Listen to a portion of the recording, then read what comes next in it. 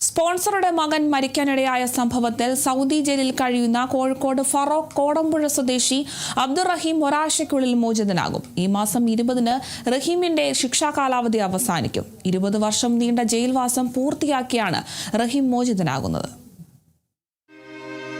എൻ്റെ കുട്ടിയൊന്ന് ഇന്നത്തെ 15-ാം തീയതി നീട്ടിന് മുന്നാഴ്ച കുട്ടിയൊന്നും നിങ്ങൾക്ക് എത്തിക്കാൻ കഴിയോ എന്ന് പറഞ്ഞാൽ മതി. ഒന്ന് എത്തിച്ച് കഴിയോ എന്നല്ല, എത്തിച്ച് കാട്ടി തരണം. എനിക്ക് അത്രയും കൂടി പറയാനുള്ളൂ. എനിക്ക് വേറൊന്നും പറയാനില്ല. അതിനെന്താ ചെയ്തു? എനിക്ക് എൻ്റെ കുട്ടീനെ കാണാൻ വർത്താൻ എനിക്ക് പറയാനുള്ളൂ. ഇത്തിരി വേഗത്തിൻ്റെ കുട്ടീൻ്റെ കണ്ണിൽ നമുക്ക് എത്തണം. 2 പതിറ്റാണ്ടായി പ്രാർത്ഥനയോടെ ഫറോക്ക് കോടമ്പുഴയിലെ വീട്ടിൽ മകൻ റഹീമിന്റെ വരവ് കാത്തിരിക്കുന്ന ഉമ്മ ഫാത്തിമയ്ക്ക് സ്വപ്ന സാഫല്യത്തിന് ഇനി 6 ദിവസത്തെ കാത്തിരിപ്പ് മാത്രമാണ് ബാക്കിയുള്ളത്. റഹീമിന്റെ മോചനത്തിന് തടസ്സമായി നിന്നിരുന്ന എല്ലാ സാങ്കേതിക കുരുക്കുകളും അഴിയുകയാണ്.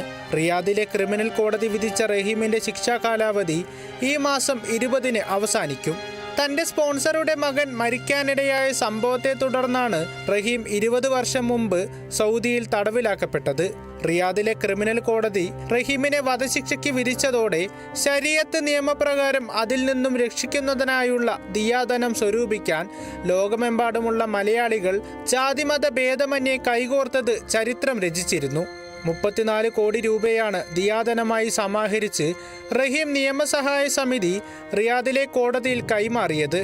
ഇതേ തുടർന്ന് കഴിഞ്ഞ വർഷം ജൂലൈയിൽ റഹീമിന്റെ വധശിക്ഷ റദ്ദാക്കിയിരുന്നു. തുടർന്ന് ശിക്ഷാ കാലാവധി 20 വർഷം പൂർത്തീകരിച്ചാൽ റഹീമിന് ജയിൽ മോചിതനാകാമെന്ന് റിയാദിലെ ക്രിമിനൽ കോടതി ഉത്തരവിടുകയും ചെയ്തു.